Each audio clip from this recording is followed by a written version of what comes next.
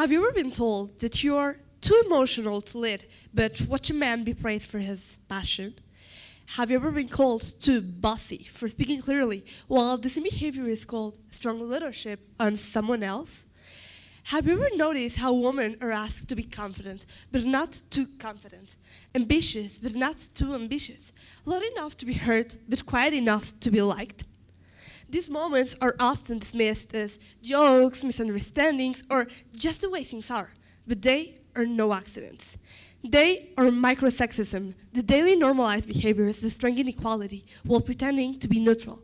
They don't push women down at once. They do it slowly, repeatedly, and quietly. My name is Mariana Duarte, and I've noticed and experienced microsexism during my life. And today, I want to talk about how they shape our confidence, limit our voices, and influence society beliefs power, starting in everyday life. Microsexism does not always look like hate. Most of the time, it looks normal. It appears in small comments, small actions, and small moments that people do not question. Like when a girl shares an idea and someone says, "You're so sweet," instead of actually listening to what she just said. Or when a girl is serious and she's told to relax, while a boy is called smart. In Mexico, microsexism is everywhere. It is more visible than in many other countries because it is deeply normalized. Women grow up hearing phrases like, "You look prettier when you stay quiet," or that girls should behave in a certain way. These ideas are repeated at school and the media, and even in jokes, and because they are so common, people start noticing them. But when you hear these messages every single day, they change. You start thinking twice before speaking. You start wondering if you're being too much. You learn to lower your voice, not because you want to, but because you feel you should. That is the way microsexism works. It doesn't stop women in one moment. It slowly teaches them to stop themselves. It shapes confidence, it limits voices, and it influences society beliefs that deserves power. Talking about microsexism is not about attacking anyone. It is about paying attention. Because once we start noticing these start moments, we can start changing them. And change does not start with big speeches. Change starts with noticing, with listening, and with letting girls take space without asking them to be quiet. In my own life, microsexism did not start at home. In my house, no one has ever treated me wrong for being a girl. I am supported, I am respected, and I am treated equally as my brother. But once, at school, something changed. When I was in 6th grade, I had one teacher who made many microsexist comments. They were not every day, they were not loud, they were not directed to anyone, but they were enough. One day, he made a comment about how a teacher looked. He said that no woman should look that way. I felt really angry, and I spoke up.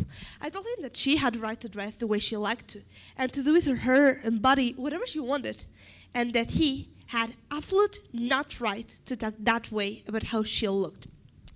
And guess what? Instead of listening, he answered with more comments. He said bad things about her body. He said that she looked masculine with tattoos. It was a small moment, but it stayed with me, because I understood something simple, but important. Even one comment can make a girl feel smaller. Even one voice can teach her to doubt herself. That is microsexism. It does not need to happen as many times. It only needs to happen once to leave a mark. And that's why we need to talk about it. Not to blame, but to notice. Because when we notice these moments, we can stop them from being just the way things are. That moment helped me understand that microsexism is not always about intention. That teacher may not have thought he was hurting anyone, but impact matters more than intention. Because comments like that, they stay in your head. They make you question yourself. And many girls do not get angry. Many girls do not speak up. They learn to stay quiet instead. So imagine, how many ideas are never shared? How many voices are never heard? And not because girls lack confidence, but because confidence was slowly taken from them. Microsexism does not say, "You cannot lead." It says, "Are you sure you should?" And after hearing that enough times, many girls stop trying. And this is how inequality continues, not through big, obvious acts, but through small moments that feel invisible. But the good news is that if microsexism is learned, it can be unlearned. It starts when teachers listen instead of correcting, when we let girls take space without asking them to be quiet, when we start questioning jokes that make someone feel smaller.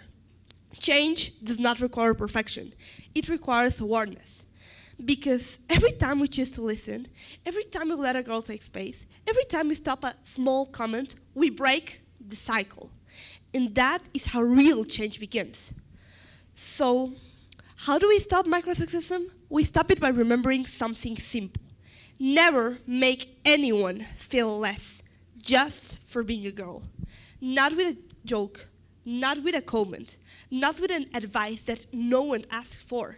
And if you're a teacher, a parent, a friend, or a leader, or basically anyone, remember this. Your words matter. One sentence can stay with someone for years.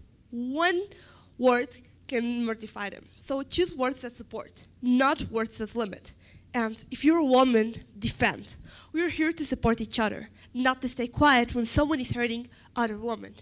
Because silence protects the problem, not the person. And defending someone does not mean being aggressive. It means being clear. It means showing that girls deserve respect, always. And if you ever doubt whether a comment matters or not, remember this. I still remember that one comment from 6th grade. One comment, one teacher, one change. So imagine how powerful it is to stop that moment for someone else. We cannot change the past, but we can choose what we repeat. And we can choose to be the voice that makes someone feel stronger, not smaller. That is how microsexism ends. Not all at once, but one choice, one voice, and one moment at a time. Thanks you all.